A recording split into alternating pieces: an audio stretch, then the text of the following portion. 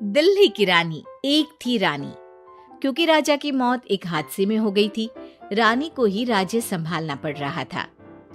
रानी का नाम था रानी रश्मिवती। रानी ईमानदार थी और प्रजा की सेवा में लगी रहती थी। एक दिन उसके दरबार में 3 नौजवान आए, रमेश, सुरेश और दिनेश। कहो, क्या सहायता कर सकती हूँ मैं तुम्हारी? हम आपके दरबार में काम करना चाहते हैं ताकि जनता की सेवा कर सके। लेकिन अभी तो तुम्हारी उम्र बहुत छोटी है। तुम लोगों को तो अभी अपनी पढ़ाई पर ध्यान देना चाहिए। हमारा मन पढ़ाई में नहीं लगता। माता पिता को लगता है कि हम किसी के लायक नहीं हैं और हम साबित करना चाहते हैं कि हम लायक हैं। उत्साह बहुत अच्छा है, मगर अभी उम्र कच्ची है तुम लोगों की। अरे उम्र से क्या होता है रानी जी? शास्त्रों में लिखा है कभी किसी के ज्ञान को उसकी उम्र के आधार पर नहीं देखना चाहिए। बात तो सही है तुम्हारी। और अगर सच में तुम ये संकल्प करके आए हो कि तुमको यहाँ काम करना है, तो पहले परीक्षा देनी पड़ेगी। 3 परीक्षा, एक शारीरिक परीक्षा, एक बुद्धि की परीक्षा और एक देशभक्ति की परीक्षा। और ये क्या है? वो मंत्री महोदय तुम्हें समझा देंगे। हमारे पास समय नहीं है। अगर तुम लोग तैयार हो तो बताओ। हाँ, हम तैयार है किसी भी परीक्षा के लिए। मैं भी तैयार हूँ कुछ भी कर गुजरने के लिए। तो ठीक है मंत्री जी, आप इन तीनों की परीक्षा कल से ही शुरू कर दीजिए। जो आ गया रानी साहिबा। अगले दिन से ही तीनों की परीक्षा शुरू हो जाती है। पहले शारीरिक परीक्षा, यानी किस में कितना है दम, ये देखेंगे हम। क्योंकि शरीर में दम होगा तभी तो प्रजा की सेवा में दम लगा पाओगे। हमें क्या करना होगा? वो पेड़ दिख रहा है, जो सबसे पहले चढ़ेगा उस पे दरबार में नौकरी पाने के अवसर उसी के बढ़ जाएंगे। मैं चढ़ता हूँ। अरे रुको रुको, गिनती गिनने दो। 1, 2, 3। 3 की गिनती के बाद रमेश और सुरेश भागकर पेड़ के पास गए, मगर दिनेश आराम से पेड़ के पास गया। जैसे ही रमेश और सुरेश आधे पेड़ तक चढ़ गए, दिनेश ने उन दोनों की टांग पकड़ के उन्हें नीचे गिरा दिया और खुद पेड़ पर चढ़ गया। दिनेश की जीत हुई। अरे लेकिन इसने बेईमानी की। बेईमानी नहीं की, बुद्धि लगाई। शरीर के दम के साथ दिमाग में भी दम होना चाहिए। क्यों मंत्री जी? हाँ, बात तो तुम्हारी सही है। लेकिन बात अगर बुद्धि की है तो बुद्धि की असली परीक्षा हम कल लेंगे। शाम को जाकर मंत्री रानी को सब बता देते हैं। यानी दिनेश उन सब में ज्यादा होशियार है। जी रानी साहिबा। अगले दिन तीनों की बौद्धिक परीक्षा का समय होता है। आज हमें क्या करना है मंत्री जी? थोड़ा सब्र करो, कल जल्दबाजी में ही हारे थे तुम। सही कह रहे हैं मंत्री जी। अरे तू क्यों ज्यादा बोल रहा है? तू भी तो हारा था ना कल।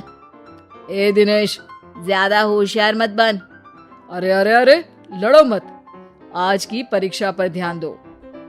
आज की बौद्धिक परीक्षा में ये कुछ बोरे हैं, कुछ में नमक है और कुछ में रुई।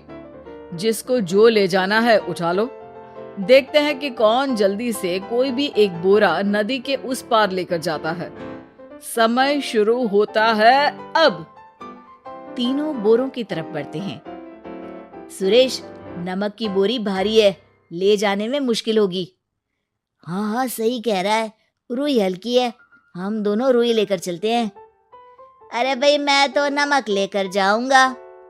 रमेश और सुरेश ये सोचकर हंसते हैं कि आज तो दिनेश हार ही जाएगा। दौड़ शुरू होती है।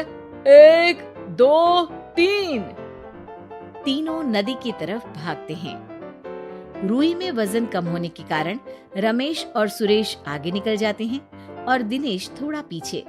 पर जैसे ही वो सब नदी में जाते हैं, दिनेश की बोरी का नमक गलने लगता है और वजन कम हो जाता है, जबकि रमेश और सुरेश की रुई में पानी भर जाता है और बोरी का वजन बढ़ जाता है। अरे ये इतनी भारी क्यों हो गई रमेश?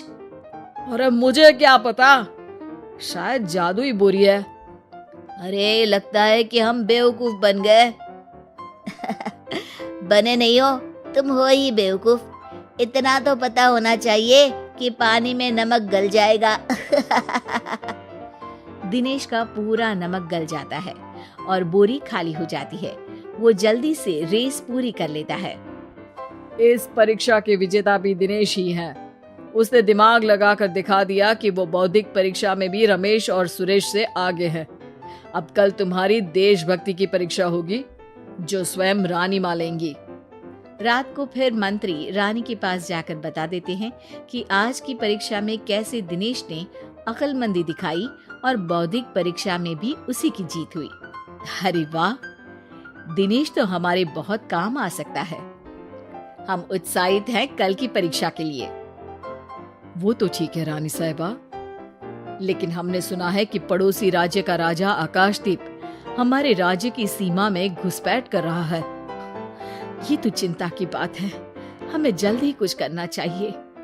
अगले दिन रमेश, सुरेश और दिनेश अपनी आखिरी देशभक्ति की परीक्षा के लिए दरबार में आते हैं। प्रणाम रानी साहिबा। नमस्कार रानी जी। प्रणाम रानी माँ। हमने तुम्हारी परीक्षा पर गौर किया। दिनेश आगे हैं। हम तुम तीनों में से किसी दो को ही दरबार में काम दे सकते हैं। किसी एक को आज जाना होगा। तो देशभक्ति की परीक्षा के लिए तैयार हो? पूरी तरह से। मैं तीनों से एक ही सवाल करूंगी। जिसका जवाब सबसे सही लगेगा उसे तो नौकरी मिल ही जाएगी। फिर दूसरे सबसे सही जवाब देने वाले को भी काम मिलेगा। आप लोगों का समय शुरू होता है अब। ज्यादा सोचने का समय नहीं होगा। जो मन में पहली बात आए उसका जवाब दे। तो सवाल ये है कि तुम इस मिट्टी के लिए क्या कर सकते हो? मैं इस मिट्टी को साफ रखूंगा। यहाँ के लोगों के भोजन की कमी को मैं पूरी करूंगा। मैं यहाँ के लोगों को गले लगा लगा के उनको खुशी दूंगा रानी माँ, और गरीबों के लिए घर बनवाऊंगा। मैं इस मिट्टी के लिए किसी की जान भी ले सकता हूँ रानी माँ। मंत्री, दिनेश को एक तलवार दो। जी रानी जी। दिनेश, पड़ोसी राज आकाशदीप की जान तुम्हारे हाथ में है। जाओ, अपना काम पूरा करो। आज रात को तुम उस पर हमला करोगे जब वो सो रहा होगा। दिनेश वहां से चला जाता है। रानी माँ, ये आपने क्या किया? अभी किया नहीं है मंत्री जी। आप आकाशदीप को संदेशा भिजवाओ कि पड़ोसी देश का एक कातिल रात को उन पे हमला करेगा और दिनेश को पकड़वा दो। अरे ये आप क्या कह रही हैं? और क्यों कर रही हैं आप ऐसा? राजा को लगेगा कि हमने उसकी मदद की, उसकी जान बचाकर। वो हमारे राज्य का पीछा छोड़ देगा और हमारा एहसानमंद हो जाएगा। और दिनेश का क्या होगा? इस राज्य को दिनेश जैसे शातिर और लड़ाकू लोगों से ज्यादा जरूरत है ऐसे लोगों की, जो लोगों को खाना खिलाने की और खुश करने की बात करे। और ये गुण सुरेश और रमेश में है। इन्हें नौकरी दे दो। दिनेश बहुत चतुराई से नौकरी हड़पना चाहता था, जिसके लिए उसने रमेश और सुरेश जैसे दोस्तों का भी नुकसान किया।